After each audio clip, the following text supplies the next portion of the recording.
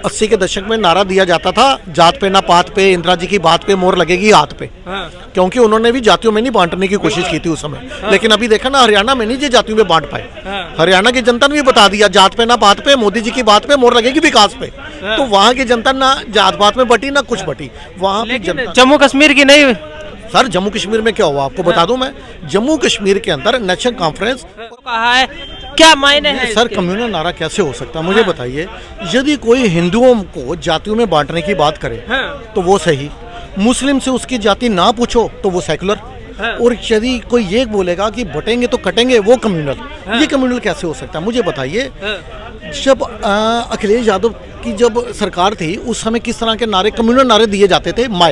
My क्या communal नारा नहीं है? मुस्लिम यादव कॉम्बिनेशन ये कम्युनल नारा नहीं है? पीडीए पिछड़ा दलित अल्पसंख्यक, इसमें अगड़ा का है, क्या ये कम्युनल नारा नहीं है? जो पहले नारे तिलक तराजू और तलवार, इनको मारो जूते चार, मायावती के समय ये नारे दिया जाता था ना, तिलक तराजू और तलवार, इनको मारो जूते चार, तो ये क्या कम्युनल नारा नहीं है? मिले मुलायम काशी राम, हवा में उड़ गए जय श्री राम, ये कैसा नारा है? ये सांप्रदायिक नारा नहीं है, ये हिंदू अगेंस्ट के नारा नहीं है। तो ये जो यूपी की जो राजनीति है ना, वो जातिवाद के आसपास ही घूमती आई है। ये पहली दफ़ा बीजेपी सरकार आई जिसने ये नारा दिया कि सबका साथ, सबका विकास, सबका विश्वास, सबका प्रयास। तो इंडी ठगबंधन को मिर्ची लगी कि ये सबका विकास क्यों करने लगे, क्योंकि आपको भी मालूम है 352 जब घर मिले थे रामपुर के अंदर, उसके बावजूद बीजेपी को वोट नहीं मिला था वहाँ से। लेकिन बीजेपी को इसकी परवाह नहीं है कि विशेष समुदाय के लोग वोट देते हैं या नहीं देते। बीजेपी का ये मानना है कि यदि भारत का हर एक नागरिक तरक्की करेगा तो पूरे भारत की तरक्की होगी। अब मैं फिर से आ रहा हूँ, बटेंगे और कटेंगे ऊपर। देखो अभी उन्होंने शिवपाल यादव जो है वो क्या बोल रहे थे, ना बटेंगे ना कटेंगे, नहीं तो पिटेंगे, ये बोल रहे हैं। और अभी इनके एक और थे विजय यादव जो हैं, विजय प्रताप यादव, बाद में अखिलेश यादव ने ही उनके नारे को प्रमोट किया। उन्होंने क्या बोला कि जुड़ेंगे तो जीतेंगे। जो जुड़ेंगे जीतेंगे किसके लिए बोला इन्होंने? अपने परिवार को जोड़ने की बात जो इन्होंने करी है, या कांग्रेस को बोला? रीजन क्या है कि कांग्रेस पार्टी इनसे मांग रही थी 5 सीटें, बाद में इन्होंने फैसला किया नहीं हम 2 दे देंगे, और 2 भी वहां से दी जा रही थी जहां पे कांग्रेस का कोई वर्चस्व भी नहीं है। तो उन्होंने कहा हम 2 भी नहीं लेंगे। नाराज थे, लेकिन हमने कहा नहीं हम आपको ना बाहर से सपोर्ट करेंगे, हम 2 भी नहीं लेंगे। लेकिन जो वहाँ का लोकल काडर है इनका, कांग्रेस का जो नेता इतने समय से तैयारी कर रहे थे, उम्मीद पे थे कि हमें टिकट मिलेगी तो हम अपना इलेक्शन लड़ेंगे। अब आपको जानकारी के लिए बता दूं, कुछ क्षेत्रों में कांग्रेस के नेता जो हैं वो इंडिपेंडेंट इलेक्शन लड़ रहे हैं। तो वो इंडिपेंडेंट इलेक्शन लड़ेंगे जब, तो वो अखिलेश को वोट काटेंगे। अखिलेश को भी मालूम है, शायद ये नारा उनके लिए दिया गया है, कांग्रेस के लिए, कि जुड़ेंगे तो जीतेंगे। अब मैं आपको बताता हूँ इनकी किस तरह की, देखो विशेष समुदाय को ही खुश करने की राजनीति की है इन्होंने। आपको मालूम होगा कि 7 मार्च 2006 जो बनारस, फैजाबाद, लखनऊ में जो धमाके हुए थे, जो आतंकवादी अंदर थे, तो 2012 में अखिलेश यादव ने कोर्ट में एफिडेविट दिया था इन आतंकवादियों को छोड़ दिया जाए। ये होती है मुस्लिम तुष्टीकरण। और इसके ऊपर जज साहब ने पता क्या कहा था, क्या सपा सरकार इनको पद्म विभूषण से निवाजना चाहती है? ये शब्द थे जज साहब के उस समय। और अभी आपको बताऊं जानकारी के लिए, कांग्रेस की इनकी तुष्टीकरण कैसे है कि 2022 में जो हुबली, कर्नाटका हुबली में जो पुलिस स्टेशन को विशेष समुदाय ने घेर लिया था, उसके बाद 158 मुस्लिम समुदाय के लोग वो अरेस्ट हुए थे, उनके ऊपर केस चल रहे हैं। और अभी इन्होंने जो सरकार बनी है, इन्होंने कहा कि ये जो केस है ये 2022 के, ये वापस लिए जाए। मतलब जब कोई विशेष समुदाय के लोग, यदि उनका नाम आएगा तो ये किस तरह की मुस्लिम तुष्टीकरण करेंगे, इनके वापस नाम लिया जाए। क्यों? इसका फैसला कोर्ट करेगा ना। अखिलेश इधर, ये कांग्रेस के 3 बड़े बड़े प्रधानमंत्री, चौथी सोनिया गांधी सुपर पीएम रही हैं, ये जो वहाँ पे बाबर की मज़ारों पे सजदा करने जाते थे, क्या इनमें से कोई अयोध्या राम मंदिर गया? क्या अखिलेश यादव जो मुलायम सिंह यादव ने जो दुष्कर्म किया था, कार सेवकों पर जो गोलियां चलाई थी, क्या उसकी माफी मांगने के लिए ये अयोध्या गए? क्योंकि इन्हें मालूम है कि हिंदू जो है ना, 20% को तो एकजुट रखो, 80% को बांट दो, डिवाइड एंड रूल की पॉलिसी करो। ये तो पागल ही हो चुके हैं राहुल गांधी। जातिगत जनगणना होकर रहेगी, कोई नहीं रोक सकता। अरे जातिगत जनगणना तो उन्होंने भी नहीं बोला था, इनकी जो दादी है ना, 80 के दशक में नारा दिया जाता था, जात पे ना पात पे, इंदिरा जी की बात पे मोहर लगेगी हाथ पे। क्योंकि उन्होंने भी जातियों में नहीं बांटने की कोशिश की थी उस समय। लेकिन अभी देखा ना, हरियाणा में नहीं ये जातियों में बांट पाए। हरियाणा की जनता ने भी बता दिया, जात पे ना पात पे, मोदी जी की बात पे मोहर लगेगी विकास पे। तो वहाँ की जनता ना जात पात में बटी ना कुछ बटी, वहाँ की जनता। जम्मू कश्मीर की नहीं। सर जम्मू कश्मीर में क्या हुआ आपको बता दूं मैं। जम्मू कश्मीर के अंदर नेशनल कॉन्फ्रेंस और कांग्रेस दोनों का एक मुद्दा था कि यदि इनकी सरकार बनेगी तो 370 को वापस लाएंगे, जबकि वो नहीं ला सकते। वो तो सुप्रीम कोर्ट ने इस मुद्दे को हमेशा हमेशा के लिए दफन कर दिया है, वो नहीं ला सकते। लेकिन इन्होंने कहा था कि हम 370 वापस लाएंगे, और बीजेपी ने बोला था हम पीओके वापस लाएंगे। मतलब बीजेपी बात करिए पीओके वापस लेने की, ये दोनों पार्टियां बोल रही हैं 370 वापस लेंगे। इसके कारण क्या हुआ, मुस्लिम बहुल इलाके में भी चाहे बीजेपी की सीटें कम आई हैं, लेकिन वोट प्रतिशत बढ़ा है इनका। ये जानकारी के लिए आपको पता ही होगा, वोट प्रतिशत बढ़ा है। पिछली दफा इनके जो विधायक थे, लास्ट जो विधानसभा चुनाव हुआ था 25 थे, 25 से बढ़कर 29 हुए, और कांग्रेस के 12 से बढ़कर आधे 6 रह गए। पिछले विधानसभा चुनाव जो जम्मू कश्मीर में हुआ था उसमें 12 थे इनके विधायक, अब 6 रह गए, और उनके 25 से 29 हुए। तो कहने का मतलब ये है कि जनता ने भी राष्ट्रवाद के मुद्दे पर वोट दिया जम्मू कश्मीर में। मुस्लिम बहुल इलाका होने के बावजूद भी कांग्रेस का वोट प्रतिशत बढ़ना, मतलब अगले जो चुनाव होंगे उसमें देखना बीजेपी का ही मुख्यमंत्री बनेगा वहां पे। आप पूछिए क्या पूछिए। लेकिन लोगों का तो ये कहना है कि जम्मू कश्मीर के अंदर तो अमित शाह जी फ्री की रेवड़ी बांटने गए थे, बोल रहे थे मुस्लिम माताओं को, बहनों को 2 सिलेंडर फ्री देंगे, ईद और मुहर्रम पे 15-15 हजार रुपए का चेक मिलेगा। इस वजह से वो वोट मिल गई उनको फ्री की रेवड़ी के चक्कर में।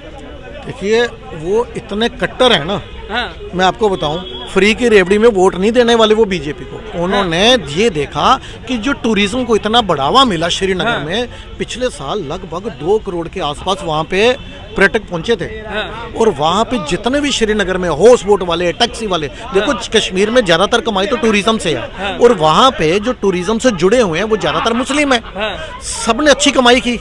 उन्हें मालूम है कि जहाँ पे हमेशा जो साल में कम से कम हर महीने तो कर्फ्यू लगा रहता था, टूरिस्ट पहुंचता नहीं था, जो पहुंचता था वो डरा डरा सा रहता था। देखिए अब वहाँ पे जो सिनेमा थिएटर हैं वो भी अच्छे काम कर रहे हैं। जो काले झंडे, जो ISI के झंडे जो फहराए जाते थे वहाँ लाल चौक के ऊपर, वहाँ पे अब तिरंगा फहर रहा है, वहाँ पे टूरिस्ट पहुंच रहा है। लोग अपने आप को से देखो, अभी भी घटनाएं जो हैं कुछ तो हो रही हैं। पत्थरबाजी बिल्कुल खत्म हो गई है, लेकिन पाकिस्तान के कुछ आतंकवादी जो हैं, गिरोह जो है, वो छुटपुट घटनाएं करके अपनी प्रेजेंस जो है वो शो करते रहते हैं कि हम अभी पूरी तरह से खत्म नहीं हुए, लेकिन ये पूरी तरह से जाएंगे। और जो आपने मुझे बोला कि जनता ने वहां में लालच में आके वोट दिया, कभी भी मुस्लिम जनता जो है ना वो बीजेपी के लालच में आके वोट नहीं देने वाली। मैं आपको बताऊं, लालच में वोट देते हैं ये दिल्ली वाले। ये दिल्ली वाले जो हैं ये केजरीवाल की चिकनी चुपड़ी बातों में आके उन्होंने केजरीवाल जी को वोट दिया, और केजरीवाल जी फिर से ब्लैकमेल कर रहे हैं दिल्ली की। माफ करना, मैं दिल्ली पे आ गया, कट्टो बट्टो से शुरू हुआ। देखिए इन्होंने क्या अभी ब्लैकमेल करने की कोशिश की। इन्होंने कहा जो आपके पानी के बिल आए हुए हैं ज्यादा, जब हमारी सरकार दोबारा चुनकर जब मैं मुख्यमंत्री आऊंगा तो बिल माफ करूंगा। क्यों? जब दोबारा मुख्यमंत्री बन के आओगे कुछ स्पेशल पावर मिल जाएगी आपको। देखो अभी भी जो नई कम्युनिस्ट मुख्यमंत्री, खड़ा मुख्यमंत्री आतिशी मार लेना जो मिली है दिल्ली को, और वो सीएम है, अरविंद केजरीवाल सुपर सीएम है, तो क्या अभी माफ नहीं कर सकते? इन्होंने बोला मैं अंदर चला गया था, 5 महीने जेल में रहा, इस कारण से नहीं कर पाया माफ। इन्होंने जनवरी फरवरी में दिल्ली की जनता से प्रॉमिस किया था कि जिनके भी ज्यादा बिल आए हुए हैं, इन्होंने बिल फाड़ा था, वो भी अपने बिल फाड़ दें, किसी को बिल पे करने की जरूरत नहीं। मैं इसी साल जनवरी फरवरी का बयान बता रहा हूँ आपका। अब ये नौटंकी कर रहे हैं कि मैं दोबारा जीत कर आऊंगा। देखो इन्हें भी मालूम है इन्होंने दोबारा जीत कर नहीं आना, ना नोमल तेल होगा, ना राधा नाचेगी, कांट की आंडी बार बार नहीं चढ़ती। अब ये दोबारा चुनकर नहीं आने वाले, लेकिन ये जाते जाते एक ब्लैकमेल करने का काम कर रहे हैं कि यदि मैं चुनकर आऊंगा तो बिल माफ करूंगा। इन्होंने LG को लेटर लिखी थी कि ये बिल माफ की जाए, और LG ने रुकावट नहीं डाली थी। LG ने 2 कदम आगे बढ़कर ये कहा था कि ये जो 10 लाख उपभोक्ताओं के बिल माफ करने के लिए जो आप बोल रहे हो, लगभग आपको बता दूं दिल्ली में 27 लाख दिल्ली जल बोर्ड के उपभोक्ता हैं। तो 27 में से जो 17 लाख उपभोक्ता जिन्होंने बड़े हुए बिल भर दिए डर के कारण, तो LG साहब ने कहा कि जिन्होंने भर दिए बिल उनके भी माफ किए जाए, जिन्होंने भर दिया उनका वापस दो पैसा। 50-50 हजार लाख बिल भरा गया, दिल्ली की जनता से लिया इन्होंने। और ये बाहर जाके क्या बोलते हैं, दिल्ली में पानी फ्री, बिजली फ्री। जब बिजली पानी फ्री है तो फिर 50-50 हजार लाख रुपए पे बिल कैसे आ गए, और कौन से बिल की माफ करने की बात कर रहे हैं? चलिए, योगी आदित्यनाथ बोलते हैं बटेंगे तो कटेंगे, वहीं अखिलेश यादव बोलते हैं जुड़ेंगे तो जीतेंगे। क्या लगता है जुड़ेंगे तो जीतेंगे वो सबको लेकर के नहीं चल रहे हैं अपने? देखिए अगर वो सबको लेकर चलने वाले होते तो ये माय से पीढ़ी पर आए। तो मैं आपको एक एग्जांपल और देता हूँ, ये सपा सबसे ज्यादा दलित विरोधी है। एग्जाम्पल के साथ बताता हूँ। जब मायावती जी की सरकार थी ना, तो मायावती जी ने उस टाइम पे प्रमोशन में आरक्षण देने का एक प्रावधान रखा था, रिजर्वेशन इन प्रमोशन। उसके लिए मुलायम सिंह यादव और अखिलेश यादव, इन्होंने सड़क से लेकर सदन तक लड़ाई लड़ी थी कि दलित को प्रमोशन ना मिले, प्रमोशन मतलब उसमें आरक्षण ना मिले। और जब इनकी सरकार बनी थी, अखिलेश यादव जब सीएम बने थे, तो इन्होंने, कोई भी शख्स, इतने शख्स खड़े हैं पीछे आपके, कोई भी गूगल करके देख ले, इन्होंने उस समय 2 लाख दलित कर्मचारियों को जिनको प्रमोशन मिला था उनको डिमोशन किया, उसको रिवर्ट किया डिसीजन को जो मायावती सरकार ने लिया था। लेकिन अब ये दलित की भी बात करते हैं। रीजन क्या कि इनको लग रहा है माय कॉम्बिनेशन से बात नहीं हुई, मुस्लिम यादव से बात नहीं बनी, तो हम दलित को भी जोड़े, पिछड़ा भी आए। अगर इनको दलित पिछड़े वर्ग से इतना प्रेम है, दलित पिछड़े आदिवासी से, तो मुझे बताइए जो हमारी महामहिम राष्ट्रपति द्रौपदी मुर्मू हैं, जब उनको चुनने की बात हुई थी तो इन्होंने तो विरोध किया था। अब ये उनके हितैषी बन रहे हैं। तो उस समय ये नहीं चाहते थे ना कि कोई दलित पिछड़ी आदिवासी महिला जो है वो यहाँ की राष्ट्रपति बने, उस समय इन्होंने विरोध जताया। अब ये जो है सिर्फ वोट बैंक लेने के लिए ये पीडीए की बात कर रहे हैं, लेकिन जनता वहां की भी समझदार हो चुकी है, इनकी चिकनी चुपड़ी बातों में नहीं आएगी और कांग्रेस ही इनको अंतरले खाते हराने का काम करेगी।